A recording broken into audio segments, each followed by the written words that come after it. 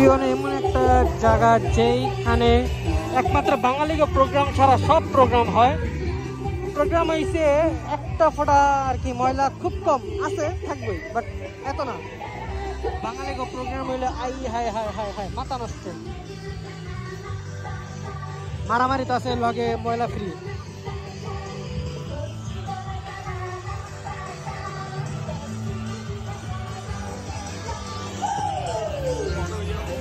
ভালো জায়গা, ভালো করতে। তাইওয়ানের না কি ভিয়েতনামের বুঝতেছি না। তাইওয়ান সুন্দর। র্যান্ডমলি আসছিলাম, এখন আবার চলে যাচ্ছি। সুন্দর পরিপাটি, গুছানো, হই হুল্লোড় কম, সুন্দর।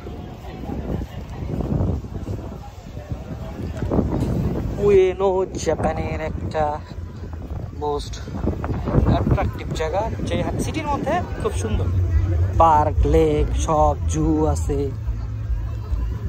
মানুষ আর মাইয়া তো অভাব নেই। উয়েনো জু, উয়েনো জু।